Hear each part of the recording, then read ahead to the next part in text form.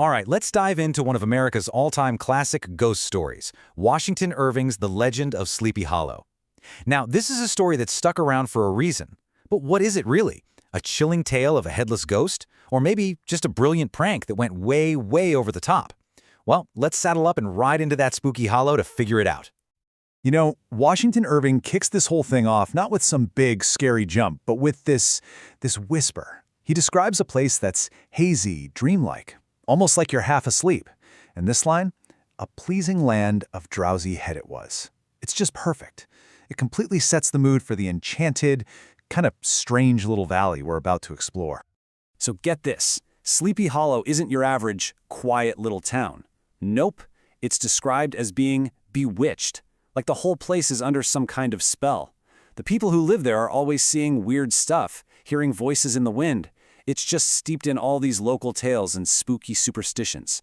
And, of course, in a place like that, there's always one spirit that looms larger than all the rest. And there he is, the big one, the Headless Horseman himself. The story is super specific about him, too. He's supposed to be the ghost of a Hessian soldier, from the Revolutionary War, who got his head blown off by a cannonball. So every single night, he supposedly rides out from the churchyard, racing to the old battlefield, desperately looking for his head. It's just, what an image. Absolutely terrifying, and totally iconic. So, who's the guy we're following through this spooky landscape? Well, let me introduce you to Ichabod Crane. He's not from around here. He's a schoolmaster from Connecticut who's moved to this little valley. And you gotta picture him. He's tall, super skinny, and this part's really important, he absolutely loves a good ghost story. He just can't get enough of the supernatural. And the way Irving describes him is just brilliant. I mean, this is not your handsome leading man type, not at all. He's all lanky and awkward, long arms, long legs, tiny little head, big ol' eyes. The line about him looking like a scarecrow that's escaped from a cornfield, it's just perfect. It captures this goofy, kind of pathetic character so well. Okay, so every story needs a goal, right? And for Ichabod, his big mission is to win the heart of the town beauty, Katrina Van Tassel. She's the daughter of a really rich farmer. But pay attention to the wording here. She has vast expectations. And for a guy like Ichabod, that phrase means a whole lot more than just a pretty smile. So what is really going on in Ichabod's head? Honestly, when he fantasizes about Katrina, he's not just thinking about romance. He's thinking about food. He literally daydreams about her father's farm becoming his own personal all-you-can-eat buffet. We're talking roast pigs, pies, geese swimming in gravy. Yeah, for Ichabod, love is, well, it's delicious. But naturally, there's a problem. A really big problem. And his name is Abraham Van Brunt, though everybody just calls him Brom Bones. This guy is the town hotshot. He's big, he's loud, he's charming, he's got a whole crew of followers. Basically, he is everything our man Ichabod is not.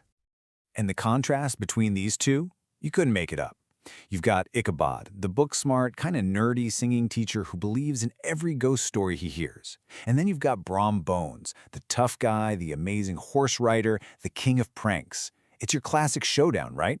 Brains versus brawn, both fighting for the same girl. Now, Brom would love nothing more than just, have a straight-up fight and get it over with.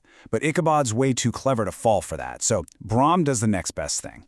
He launches this all-out prank war. We're talking stopping up the chimney to smoke out his singing class, trashing the schoolhouse. He's not just trying to get the girl, he wants to absolutely humiliate Ichabod.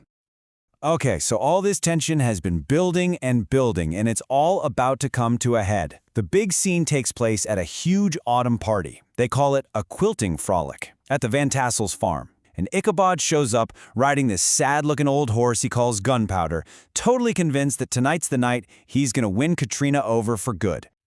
So the party's going on, there's food, there's dancing, and then the ghost stories start. I mean, what else are you gonna do in a place like Sleepy Hollow, right? And Ichabod, who's already a sucker for this stuff, is just eating it up. The stories get spookier and spookier, and then, of course, they get to the main event, the Headless Horseman. And the rumor is he's been spotted again just recently. So Ichabod's head is just buzzing with all these ghost stories, but his heart is set on Katrina. So after most people have left, he pulls her aside for a private chat. We're not told exactly what they talked about, but we sure know how it went. because when Ichabod leaves, he looks completely crushed. Desolate and chapfallen, as the book says. It's pretty clear. He's been rejected. And right here, this is where the whole story just takes a hard turn. It goes from this kind of awkward country romance straight into a horror story. I mean, it's midnight. Ichabod is all alone. His heart is broken, and his brain is just overloaded with all those terrifying stories he just heard.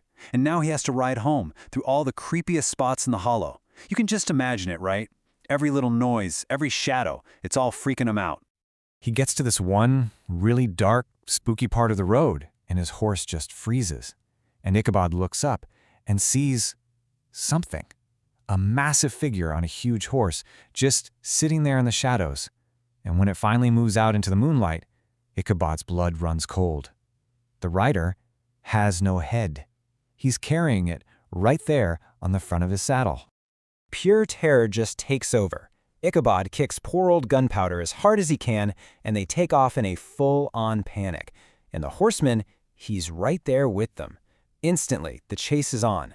Can you imagine this silent, terrifying shape just thundering through the woods right on your tail? But then Ichabod remembers something. A little piece of the local lore from the party. The ghost can't cross the old church bridge. He's supposed to disappear in a flash of fire and brimstone. That's it. That's his only shot. If he can just make it to that bridge, he's safe. And he does it! He makes it to the bridge. Gunpowder's hooves are clattering over the planks, and Ichabod must be feeling this huge wave of relief. He risks a glance back, expecting to see the ghost just vanish.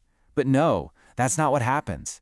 Instead, the horseman stands up in his stirrups and throws his head right at Ichabod.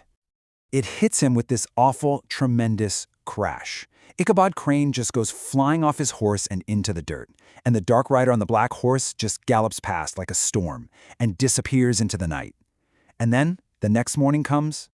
So the town wakes up, and Ichabod is gone, vanished. They send out a search party, and all they find are these weird clues. They find his horse wandering around. They find the saddle all trampled up. They see the horse tracks clearly showing a frantic chase. They find Ichabod's hat, and right beside it, a smashed pumpkin. So, what in the world happened out there? The town basically splits into two camps. You've got the people who are absolutely convinced the Headless Horseman got him, that he was spirited away by a ghost. But then there are the skeptics, the people who notice that Brom Bones can't keep a straight face whenever someone brings up the story, or that pumpkin. And that's how it happens, isn't it? That's how a legend is born. Ichabod Crane is never seen again.